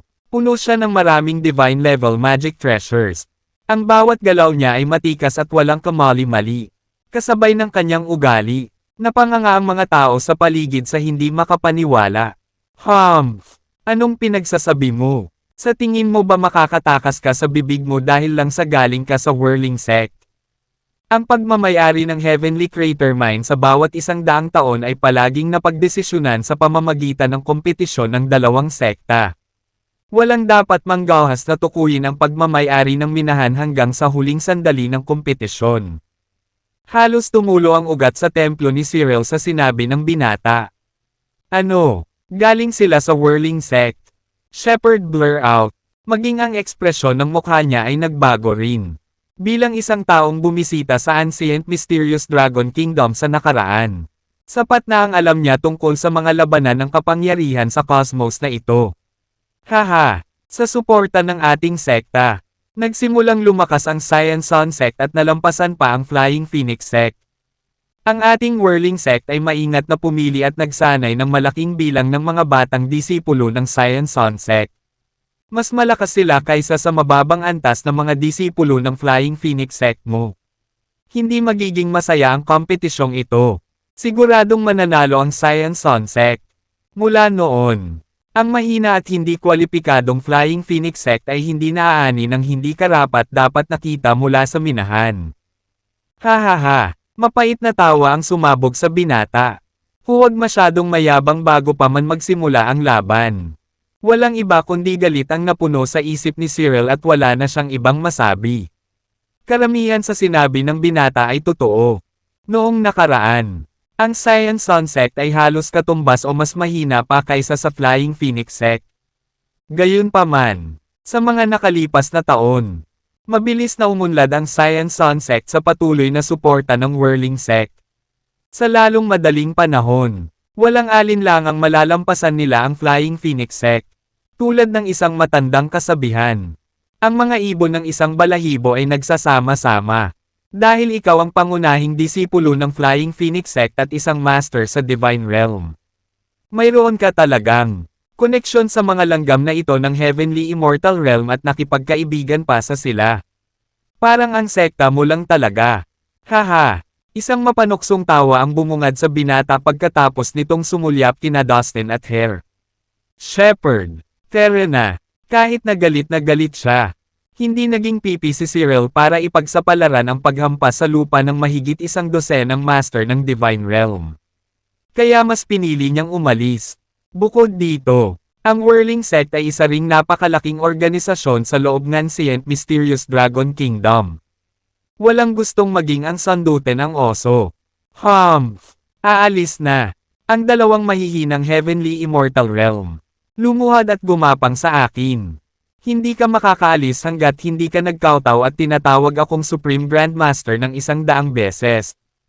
Isang malakas na sigaw ng binata ang ikinagulat nila habang tinutusok nito ang isang daliri kay Dustin at Hare. Dahil hindi siya nakahanap ng gulo. Likhain niya ito mula sa wala. Gusto niyang ipahiya ng husto si Cyril. Sa kanyang mga mata, ang dalawang Heavenly Immortal Realm Master sa harapan niya ay mga cannon fodder extra lamang na maaaring isakripisyo anumang oras. Dustin. Aalis na sana si Dustin kasama sina Cyril at Shepard. Gayunpaman, nang marinig niya ang panunokso ng binata, napatigil siya sa kanyang paglalakad at nagdilim ang kanyang mukha. Anong gagawin mo dyan? Mukhang may backbone ka. Hinahangaan ko ang mga taong may lakas ng loob na harapin ako. Dapat mong malaman kung sino ang iyong kausap bago ka kumilos ng walang ingat. Sige, pumunta ka dito. Lumuhad sa harap ko at humingi ng awa. Kung hindi, mamamatay ka. Sabi ng binata habang nakangiting nakatingin kay Dustin. Ikaw na hamak at hamak. Ano pang hinihintay mo? Gawin mo ang sinabi ni Master Mick kung ayaw mong mamatay. Sunod-sunod na sinigawan ng mga tao sa paligid ng binata sina Dustin at Hare. Shepard, ilayo mo sila rito. Haharapin ko ang mga taong ito. Ako ang gusto nila. Kung tumakas ka ngayon, hindi ka na nila guguluhin. Alisin sila sa Sky Phoenix World. Kung maaari, umalis sa teritoryo ng Ancient Mysterious Dragon Cosmos. Mukhang hindi na ako magkakaroon ng pagkakataon na maging mabuting host sa iyo. Maaari kang bumalik sa ibang araw. Sabi ni Cyril kay Shepard. Ako ay humihingi ng paumanhin. Paumanhin na sabi ni Cyril kina Dustin at Hare.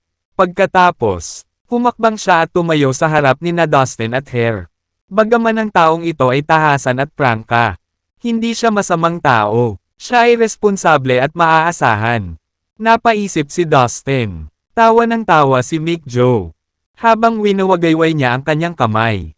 Pinalibutan ng mga tao sa paligid niya sina Dustin at Hare at hinaranggan ang kanilang daanan ng pag-urong. Haha, sa tingin mo hahayaan na lang kitang makatakas. Kung hindi kayo lumuhad sa harap ko at humingi ng tawad. Walang makakaligtas sa inyo. Pahayag ni Mick Joe. Shepard, umalis ka na dito. Udyok ni Cyril. Nang magsalita siya, iniunat niya ang kanyang mga kamay at biglang lumitaw ang dalawang silver halberds. Inilabas niya ang kanyang nakakatakot na enerhiya at naghanda upang lumaban. Dustin, sa tingin mo, tumingin si Shepard kay Dustin ng desperado. Alam niyang kakayanin ni Dustin ang lahat ng mga tao ng Whirling Sect sa isang tibok ng puso.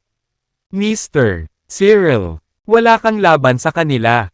Sabi ni Dustin habang nakatitig kay Cyril. Anong ibig mong sabihin? I am doing this for you. How could you be so ungrateful? Dapat mong alalahanin ang iyong sarili. Nagpadala ako ng mensahe para ipaalam sa mga kapwa ko disipulo na ay back up ako. At papunta na sila rito. Anong ginagawa mo? Tumakbo ka na. Kapag nagsimula na ang laban. Baka hindi ko na kayo mabantayan pareho. Sagot ni Cyril. Naasar siya kay Dustin. Kahit sa ganitong kritikal na sitwasyon. Ang taong ito ay nananatiling kalmado. Inilagay pa niya ang kanyang mga kamay sa likod at sumulyap sa mga tao ng Whirling Sect. Ngumiti pa siya na para bang biro lang sa kanya ang lahat ng ito. Masyadong malayo na ito. Sinong niloloko niya? Nasa Heaven Immortal Realm lang siya. How dare he act this way sa harap ng napakaraming master sa Divine Realm? Nililigawan niya si kamatayan. Naisip ni Cyril na nambobola lang si Dustin. You can pretend all you like. Soon you will realize that you messed with the wrong person. Sabi ni Mick Joe na may malisyosong ngiti. Nainis siya sa cool-headed attitude ni Dustin. Ikaw Verman, lumuhad ka na. Ang isang alagad mula sa Whirling Sect na nasa Divine Realm ay nanunuya habang naglalakad patungo sa Dustin sa isang nagbabantang paraan. Shepard, ano pang hinihintay mo? Alisin mo na sila ngayon. Nag-aalalang sigaw ni Cyril kay Shepard. Well, hindi alam ni Shepard ang sasabihin. Nagpasya siyang igalang ang desisyon ni Dustin. Napuno ng tense ang kapaligiran. Pagkatapos, ang master sa Divine Realm ay dahan-daang naglakad patungo kay Dustin. Pinalibutan ng 4 hanggang 5 disipulo sa Divine Realm mula sa Whirling Sect sina Cyril at Shepard. At pinigilan silang tumulong kay Dustin. Tinitigan ni Mick Joe si Dustin na may mapaglarong mukha. Walang duda na ang isang master sa Divine Realm ay kayang talunin ang isang cultivator sa Heaven Immortal Realm. Patay na karne ang taong ito. Naisip ni Mick Joe. Biglang nagsalita si Dustin. Kung lahat kayo ay lumuhad at yumuko sa akin ng 100 beses. Marahil ay iligtas ko ang lahat ng iyong buhay. Inihayag ni Dustin sa mga tao ng Whirling Sect. Sa sandaling umalis ang mga salitang iyon sa kanyang mga labi. Tumahimik ang lugar. Napatulala ang lahat, maliban kina Shepard at Hare. Lahat ng taong naruroon ay nagtataka kung tama ba ang narinig nila kay Dustin. Ang master sa Divine Realm na nagpunta sa Dustin ay natigilan din. What? What the hell did you just say? You little twat. Say it again. I dare you. Sigaw niya sabay turo kay Dustin. Kasabay nito ay inilabas niya ang lahat ng kanyang lakas at itinutok iyon kay Dustin. Oh, isang hakbang pasulong si Dustin na may pilit na ngiti. Bingi ka ba? Sabihin ko ulit, kung lumuhad ka at yumuko sa akin ng 100 beses, siguro may isip kung bitawan ka. Isang pagkakataon lang ang mayroon ka. Sabi ni Dustin. Sa oras na iyon, malinaw na narinig siya ng lahat. Ang galing mo, Dustin. Tuwang-tuwa si Shepard. Alam niyang lilipat na si Dustin. Bagamat mayabang ang mga tao sa Whirling Sect, kayang tapusin sila ni Dustin sa isang galaw. What the hell? Anong ginagawa niya? Paano mo nakilala ang tanyang bastard na ito? Shepard. Wala siyang ideya kung ano ang sinasabi niya. Hindi bale na. Hindi ko alam kung may iligtas ko kayong lahat ngayon. Ngunit susubukan ko ang aking makakaya. Sabi ni Cyril habang iniikot ang mata kay Dustin. Ang master sa Divine Realm na lumapit kay Dustin ay biglang humagalpak ng tawa. Nakakatawa ang lalaking ito. Siya ay isang tanga. Isang lowborn cultivator sa Heaven Immortal Realm ang may kakayahan na hilingin sa amin na lumuhad sa harap niya. Sabi ng master. Sinulyapan niya si Dustin na para bang nakakatawang clown ang huli. Ang iba pang mga disipulo ng Whirling Sect ay tumawa rin. Haha, nakakatawa siya. Baka baliw siya. Ang isang mahina ay may lakas ng loob na hilingin sa amin na yumuko sa kanya. Mayroon bang mas katawa-tawa kaysa dito? Forget it, wala na siya sa isip niya. Walang saya na pang-asar sa kanya. Dapat ilabas natin siya ngayon. Ang mga tao ng Whirling Sect ay naghagis ng nakakainsultong mga salita kay Dustin. Sa mga mata nila, nagpapakatanga lang si Dustin. Tingin mo nagbibiro ako. Humph! Malalaman mo din agad. Tugon ni Dustin na may mapanghamong ngiti sa labi. Hoy! Ikaw! Lumuhod ka! Matigas na sabi ni Dustin habang nakatitig sa master na naglakad palapit sa kanya. May masamang tingin sa mga mata ni Dustin. Kasabay nito, nanginginig ang espiritual na puno at agad na bumaril ang mahahabang pulang kwerdas mula sa kanyang soul sea. Ang mga pulang kwerdas ay bumagsak sa soul sea ng master sa isang iglap at itinali ang kanyang espiritual na kaluluwa. Ang espiritual na pakiramdam ni Dustin ay bahagyang mas mahina kaysa sa isang preliminary grade na banal na Diyos. Kaya naman, walang paraan na masira ng isang master sa Divine Realm ang kasanayan sa puppet strings na kanyang ginawa. Ano? Ikaw? Bigkas ng amo habang namumutla ang mukha sa takot. Ang kanyang espiritual na kaluluwa ay nagpupumilit na alisin ang mga pulang kwerdas. Ngunit nabigo ng husto. Sa isang segundo, natahimik siya habang matamang nakatingin kay Dustin. Lahat ng tao sa crowd ay napatingin sa kanya na may halong gulat. Biglang lumuhad ang master sa Divine Realm sa harap ni Dustin na may malaking paggalang. Pagbati, Master, hinarap niya si Dustin ng differential. Ang lahat ng mga tao ng Whirling Sect at Cyril ay ganap na natulala. Hindi sila makapaniwala sa kanilang nasaksihan. Dustin, hoy, bastard, ano sa tingin mo ang ginagawa mo? Nabaliw ka na ba? Isang kakaiba at creepy na pakiramdam ang bumangon sa puso ni Mick. Hindi niya napigil ang sumigaw sa disipulo ng Divine Realm na nakaluhod sa harap ni Dustin. Anong masama kung lumuhod ka sa harap ng amo ko? Huwag mo siyang igalang sa harap ko. Sa hindi inaasahang pagkakataon, nang marinig ang sinabi ni Mick, mabilis na nagalit ang alagad. Tinuro ang mga daliri, at sinumpa siya. Nangyari ang ganap na pagbabagong ito ng puso nang matamaan siya ng puppet strings ni Dustin. Bigla siyang nagkaroon ng malalim na pakiramdam ng pagpapasakop at pagsamba kay Dustin. At hindi siya papayag na maging bastos ang iba sa kanya. Ano? Pinagtaksilan mo ba ang umiikot na sekta?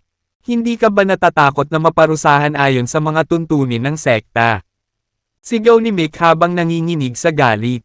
Haha, huwag kang mag-alala, maya-maya. Ikaw at ang iba mo pang mga kasama ay sasama sa kanya sa pagtataksil sa Whirling Sect. Dapat kang matuwa dahil mas magaling akong master. Pang-evil smile naman sa kanya ni Dustin. Ano ang sinabi mo? Bakit ang tiwala mo na ipagkanulo namin ang aming sekta? Anong klaseng demonyo ang ginamit mo sa kanya? Nakaramdam ng inis at kilabot si Mick sa parehong oras. Your words hurt. Can't you see that he is very willing to be my slave? Sarkastikong tugon ni Dustin at sinimulang kontrolin muli ang puppet strings gamit ang kanyang isip. Sa kanyang soul sea, hindi mabilang na puppet strings ang lumabas at itinapon sa paligid na parang malakas na ulan. Isa-isa, Ang mga master ng Divine Realm ng Whirling Sect ay biglang namutla. 10,000 pulang string ang patuloy na binomba ang kanilang soul cyst, na naglalabas ng kakaiba at nakakatakot na aura na pilit na tumago sa kanilang espiritual na mga kaluluwa. Nagpumigla sila ng husto nang mapagtanto nila na ang kanilang soul cyst ay inaatake. Gayunpaman, huli na at walang silbi ang pakikibaka sa harap ng lakas ng mga kwerdas. Ang espiritual na pakiramdam ni Dustin ay mas malakas kaysa sa kanila. Ito ay isang piraso ng cake para sa kanya upang mapasuko ang isang grupo ng mga master ng Divine Realm ng sabay-sabay. Bukod dito, nalinang na niya ang puppet string sa napakataas na antas. Ang kapangyarihan ng kasanayan ay talagang kahanga-hanga. Wala pang 3 segundo ang kailangan. Tumigil ang mga master sa kanilang pagpupumiglas na para silang sinapian ng mga kakaibang espiritu. Maya-maya pa, inangat nila ang kanilang mga ulo at tumingin kay Dustin na may maamong mga mata. Tapos, sabay silang lumuhad at yumuko sa kanya. Naiwang nakatayo si Mick, nanlamig sa sobrang gulat. Guru, ikinalulugod naming makasama ka. Ang paggalang ng lahat kay Dustin ay tunay. Walang makakalaban sa akin. Tingnan mo lahat sila nakaluhod sa harap ko. Sabi ni Dustin na may ganap na pakiramdam ng awtoridad. You've been using some kind of sorcery. I know it. How dare you twist their hearts and minds? Hindi ka ba naiinis sa sarili mo? Nakaramdam ng kilabot si Mick mula sa kaibuturan ng kanyang puso. Sa isang kisap mata, ang mga taong kalaban ni Dustin ay nakaluhod na ngayon sa kanyang harapan at pinakikinggan ang bawat salita niya. 12 ng mga master sa Divine Realm ang sumuko at itinuring si Dustin bilang kanilang master. Itataya pa nila ang kanilang buhay para protektahan ang interes ni Dustin. Tama na yang mga kalokohan mo. Hindi pa tayo tapos. Tinitiyak ko sa iyo na babayaran mo ito. Alis na tayo ngayon din. Umatras si Mick. Ikinaway ang kanyang kamay at sumenya sa mga natitirang tao sa kanyang sekta na umalis sa lugar. Nagbibiro ka ba? Sinabi ko na bang pwede ka nang umalis? Walang sino man sa inyo ang aalis sa lugar na ito nang hindi ako nagiging alipin. Ngumisi si Dustin habang nakatitig sa maputlang mukha ng mga alagad ng Whirling Sect. Sa isang pagpitik ng mga daliri ni Dustin, ang kanyang mga bagong alipin ay nagmamadaling hamarang sa daan upang pigilan ang sinuman na makatakas. Gaya ng ipinahihiwatig ng pangalan ng kasanayan. Bawat isa sa kanila ay gumagalaw na parang mga puppet. Sumuko sa bawat utos ng kanilang Panginoon. Are you out of your mind? Gusto mo ba talagang sumalungat sa buong sekta natin? Sinubukan pa rin ni Mick na maging mabangis sa kabila ng bahagyang nanginginig na boses. Pagod na akong marinig ang daldal mo. Lumuhod ka. Itinuro ni Dustin ang daliri niya kay Mick na may nakaka-condescending smile.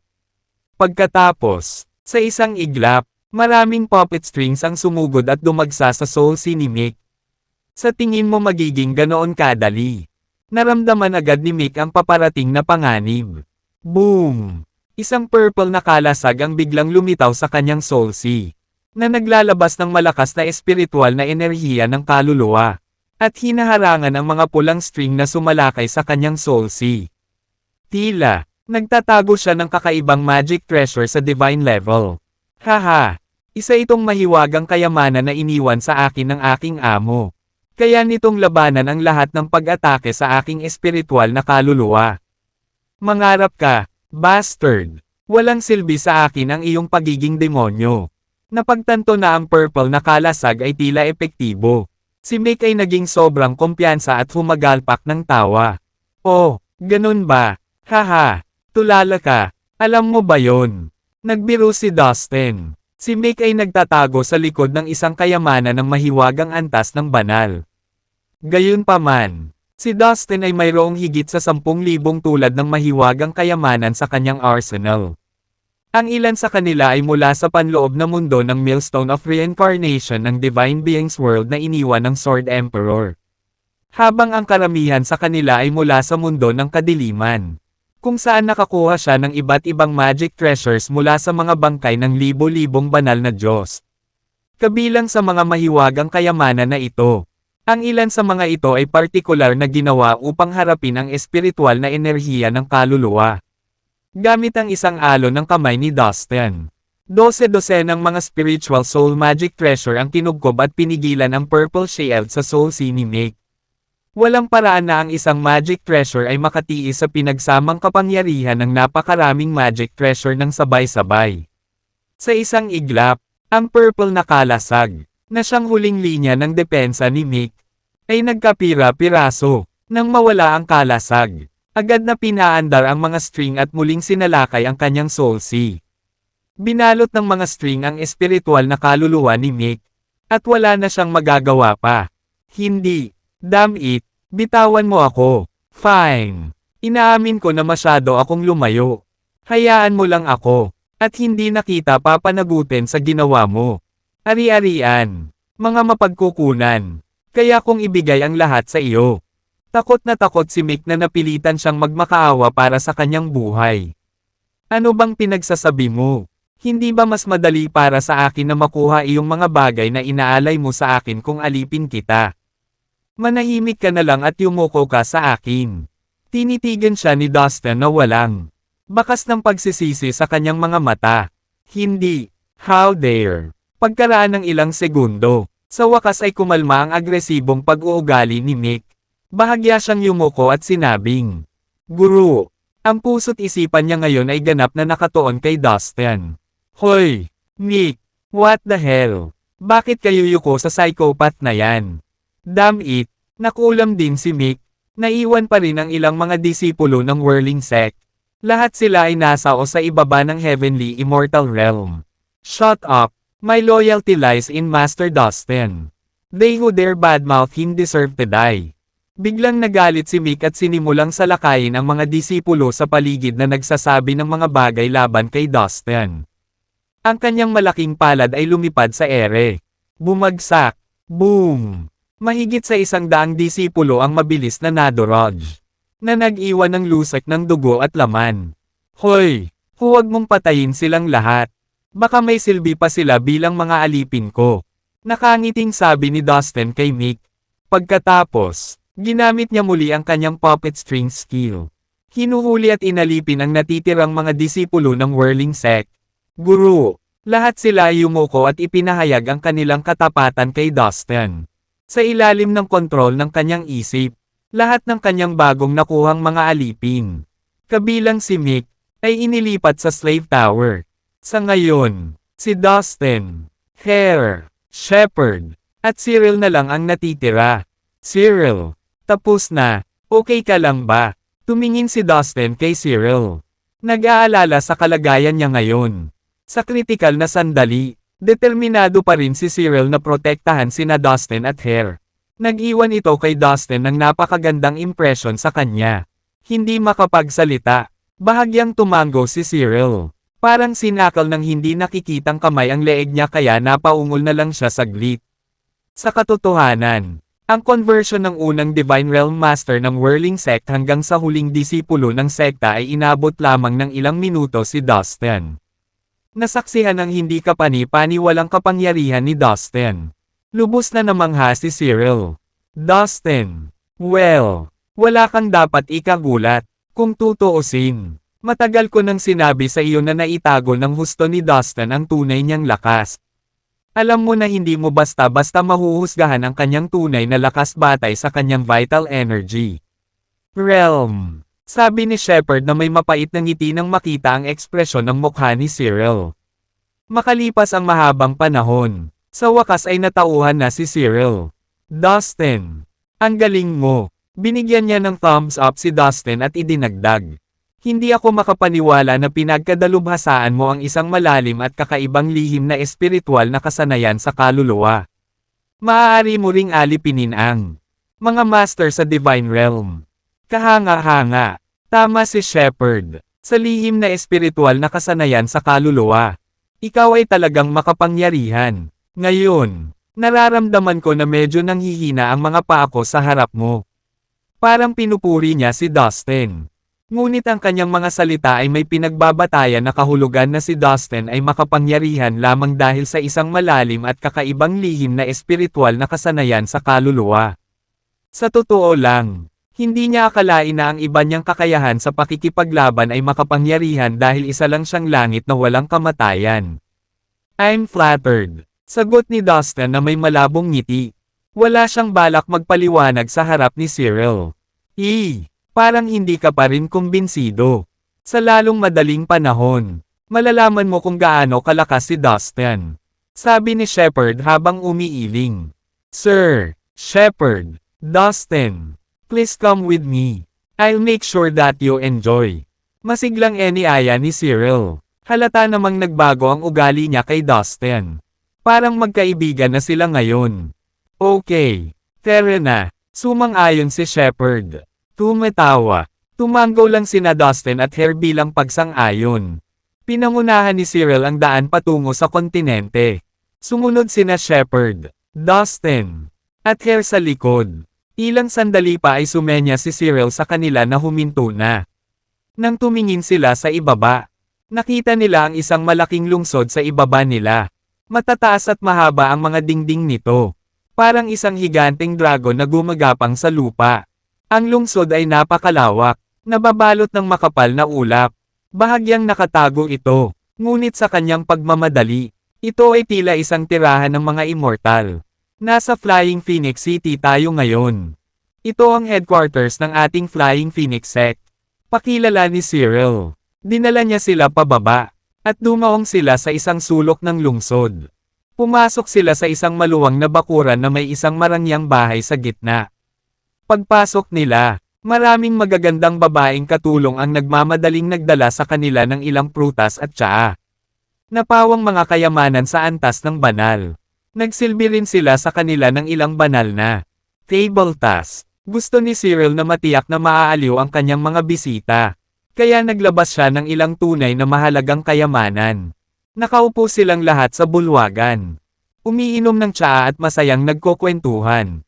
Bilang isa sa mga pangunahing disipulo ng Flying Phoenix sect, mayroon akong medyo maluwang na bahay sa Flying Phoenix City. Sabi ni Cyril, talaga, hindi ko akalain na ganito kayaman ang buhay mo. Kusa namang pang-asar ni Shepard. Nga pala, paano nagkaroon ng problema ang Flying Phoenix sect sa Whirling sect? Isa ito sa pinakamakapangyarihang sekta sa Ancient Mysterious Dragon Kingdom. Tama ba? At dahil kinuha ni Dustin si Mick ng Whirling sect bilang isang alipin. Magkakaroon ba siya ng problema? Sunod-sunod niyang tanong. Well, hindi pinatay ni Dustin si Mick. Kaya hindi ko akalain na magiging big deal ito. Casual na sabi ni Cyril. Bilang pangalawang klaseng sekta sa Ancient Mysterious Dragon Kingdom. Ang Flying Phoenix sect ay walang salungatan sa Whirling sect noong nakaraan. Ngunit nagbago ang lahat dahil sa Heavenly Crater Mine sa Sky Phoenix World. Ito ay isang minahan na gumagawa ng mga banal na kristal. Ang dalawang pinakamakapangyarihang puwersa sa Sky Phoenix World ay nagpapalitan sa pagkontrol sa minahan na ito sa paglipas ng mga taon. Ang isa ay ang Flying Phoenix sect, at ang isa ay ang Cyan Sun sect. Bawat siglo, ang mga disipulo ng dalawang sekta na ito ay nagdaraos ng isang martial arts competition para magpasya kung sino ang makokontrol sa Heavenly Crater Mine sa susunod na 100 taon. Noong nakaraang kompetisyon, nanalo ang sekta namin. Iyon ang dahilan kung bakit kami ang kasalukuyang may kontrol sa minahan. Ngunit ang ating 100 taon ay malapit nang matapos. Sa 2 araw. Magsisimula na naman ang bagong kompetisyon sa pagitan ng dalawang sekta. At sa pagkakataong ito, iba na ang sitwasyon. Ang Cyan Sun sect ay nag-phone sa Whirling sect para makuha ang kanilang pabor. Gaya ng inaasahan, ang Whirling sect ay tutulong sa Cyan Sun sect na supilan tayo at sakupin ang kontrol sa minahan. Paliwanag ni Cyril. Oh, kaya pala, bulong ni Shepard. Matapos maintindihan ang sitwasyon. Sabay na tumanggo sila Dustin at Hare. Kung iyon ang kaso, natatakot ako na ang mga posibilidad ay hindi talaga pabor sa iyo sa oras na ito. Idinagdag niya, dahil minsan na siyang nakapunta sa Ancient Mysterious Dragon Kingdom. Alam niya kung gaano kagilahilalas ang lakas ng Whirling sect. Oo, tama ka. Ngunit, hanggat matatalo natin ang mga disipulo ng Cyan Sun sect sa kompetisyon, Naniniwala ako na ang whirling sect ay hindi mangangahas na hayagang pumasok sa minahan. Kung tutuusin, hindi lang sila ang makapangyarihang sekta sa Ancient Mysterious Dragon Kingdom. Mayroong ilang iba pang mga sekta na mas makapangyarihan kaysa sa kanila. Kung lalayo sila, aakitin nila ang atensyon ng mas makapangyarihang mga sekta. Kaya ang tanging pag-asa natin ngayon ay manalo sa martial arts competition. Sagot ni Cyril. Ngunit dahil ang Science Sun Sect ay may buong suporta ng Whirling Sect, medyo mahirap para sa iyo na manalo sa kompetisyon. Pagtatapos ni Shepard, alam natin, pero kailangan nating subukan. Parang nanlungo si Cyril habang humihinga ng malalim. Nang makita ang ekspresyon ng kanyang mukha, hindi na nagtanong pa si Shepard.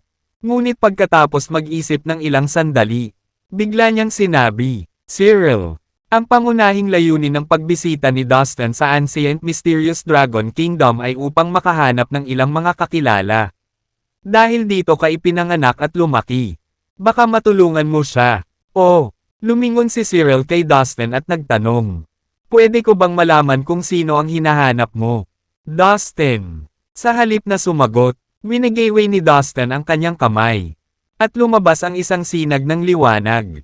Pagkatapos ay nabuo ang isang magaan na kurtina sa gitna ng bulwagan. 4 na figure ang biglang lumitaw sa light curtain. At isa sa kanila ay si Morphe. Kumunat ang noo ni Cyril para tingnan silang mabuti. Parang pamilyar ang isang ito. Parang nakilala ko na siya dati. Sabi niya habang nakaturo kay Morphe. Sigurado ka bang nakilala mo na si Master Morphe? Nakaramdam ng tuwa si Dustin nang marinig ang sinabi niya. Naisip niya na ang paghahanap sa 4 na master na ito ay magiging mahirap dahil ang Ancient Mysterious Dragon Kingdom ay napakalaki. At mayroon itong napakaraming tao. Hindi niya akalain na makakarating. Agad siya rito. Master Morphe, bulong ni Cyril. Oo, tama. Ang kanyang pangalan ay Morphe. At siya ay isang banal na Diyos. Actually, I think nakilala ko na rin yung 3 pang masters. Bigyan mo ako ng ilang oras upang ayusin ang mga bagay-bagay. Napaisip tuloy si Cyril na parang sinusubukang alalahanin ang ilang alaala sa nakaraan. Take your time. Handa akong maghintay. Masayang sagot ni Dustin. Dustin. Teka, naalala ko na ngayon. The Divine Corpse Palace. They are involved with the Divine Corpse Palace. Sigaw ni Cyril sa tuwa. Anong sinasabi mo? Kasali sila sa Divine Corpse Palace. Parehong nagulat sina Shepard at Hare. Narinig na yata ng dalawa. Ang Divine Corpse Palace. Isa ba itong sekta? Nakakunot ang noo na tanong ni Dustin na pilit inaalala kung nakatagpo ba siya sa grupong ito. Halika, Dustin. Don't tell me na hindi mo pa sila narinig. Tanong ni Cyril. Habang nakanganga si Dustin. Sa lahat ng pinagdaanan ni Dustin. At kung gaano kakilala ang Divine Corpse Palace, imposibleng hindi malaman ni Dustin ang tungkol sa kanila. Hindi, wala akong narinig tungkol sa kanila. Pagkumpirma ni Dustin sabay tango. Nakalimutan mo lang siguro. Let me try and refresh your memory. Ang Divine Corpse Palace ay isang napaka-misteryosong organisasyon. Pangunahing kasangkot ito sa pagkolekta ng mga bangkay ng mga patay na banal na Diyos. Sa dagat ng Chaos, makakatagpo ng marami sa mga miyembro nito sa maraming cosmoses. Mayroon pa itong mga kuta sa ilan sa mga cosmos na ito. Walang gaanong nalalaman tungkol sa mga miyembro nito na napakalakas. Pinapanatili nila ang isang pakiramdam ng misteryo tungkol sa kanila. Sa makatuwid, walang makikigulo sa organisasyong ito. Nagbigay ng pangkalahatang ideya si Cyril. Isang organisasyon na nangongolekta ng mga namatay na Divine God. Anong nangyari sa mga matatandang iyon na hinahanap ko? Sila ba? Nagulat si Dustin matapos malaman kung tungkol saan ang Divine Corpse Palace. Hindi ito magandang balita. Buhay pa ang mga matatandang sinasabi mo. Ngunit narinig ko na ang mga tao ng Divine Corpse Palace ay matalas na nakatingin sa kanila. Hindi ako magtataka kung binabantayan nilang mabuti ang mga matatandang ito. Sabi ni Cyril. Ano? Sinasabi mo ba na gusto nilang magbuhat ng kamay sa mga matatandang ito? Gulat na tanong ni Dustin. Hindi. Sa tingin ko hindi nila ginagawa. Sagot ni Cyril na umiling. Sa ilalim ng normal na mga pangyayari, ang mga tao mula sa Divine Corpse Palace ay hindi papatay ng mga banal na Diyos. Gayunpaman, sila ay misteryosong may advanced na kaalaman kung aling mga banal na Diyos ang mamamatay o maaaring mapatay. Kapag nakilala ang gayong mga banal na Diyos, sila ay magbabantay sa kanila.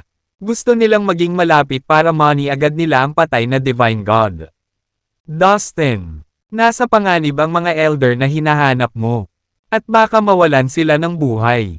Kaya naman ang mga miyembro ng Divine Corpse Palace ay binabantayan silang mabuti. Paliwanag ni Cyril. I see. Bahagyang gamaan ang loob na tugon ni Dustin. Ngunit sa pag-aakalang nasa panganib pa rin ang buhay ni Morphe. Nanatili ang pag-aalala sa kanyang puso. By the way, Cyril, paano mo nalaman na ang mga tao sa Divine Corpse Palace ay nanunood sa mga Divine God na ito? Tanong agad ni Dustin. Inihayag ng mga tao ng Whirling Sect ang lahat ng mga pangalan sa publiko. Ilang araw na ang nakalipas. Ang mga tao ng Whirling Sect ay nag-post ng mga flyer na may listahan ng mga pangalan ng mga banal na Diyos. Ipinaalam din nila sa Divine Corpse Palace na ang mga Divine God na nasa flyer ay malapit ng mamatay. At hiniling sa kanila na kolektahin ang mga bangkay. Kaya naman pinapanood ng mga tao sa Divine Corpse Palace ang mga Divine God sa flyer. Ito ay isang medyo mahusay na coordinated na gawa. Ito ay tungkol sa halos lahat ng mga senior na miyembro ng ating Flying Phoenix Sect. Kasama ang ating pinuno, ay nasa listahang iyon. Nakita ko rin ang mga pangalan ng matatanda sa listahang iyon. May posibilidad na tulad natin. Itong mga elder na hinahanap mo ay nag-provoke din sa Flying Phoenix Sect. Sabi ni Cyril na may mapait na ngiti at bahagyang umiling. Nakita ko, kaya ang Whirling Sect ang nasa likod ng lahat ng ito. Sabi ni Dustin. Namumula ang mukha. Mukhang hindi maganda si Morphe at ang iba pang tatlong Divine God sa Ancient Mysterious Dragon Kingdom. Inihayag pa ng Whirling Sect sa publiko ang kanilang nalalapit na kamatayan. Naisip ni Dustin. Oo, ang Whirling Sect ay ang pinaka-agresibong sekta sa Ancient Mysterious Dragon Kingdom. Lihim nitong pinalawak ang impluwensya nito at sinanib ang maraming mahihinang sekta nitong mga nakaraang taon. May bulong-bulungan na plano ng pinuno ng Whirling Sect na pamunuan ang Ancient Mysterious Dragon Kingdom.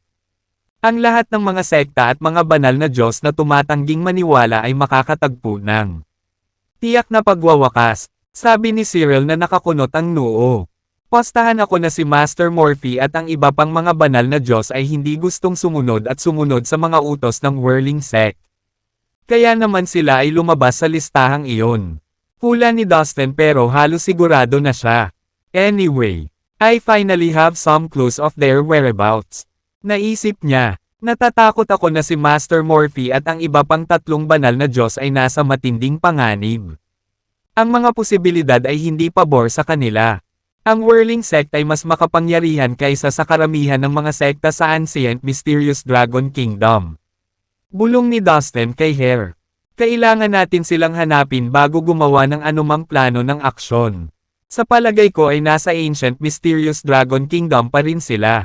Kung tutuusin, hinahanap sila ng Whirling Sect at ng Divine Corpse Palace at hindi madaling makaalis doon ng hindi napapansin.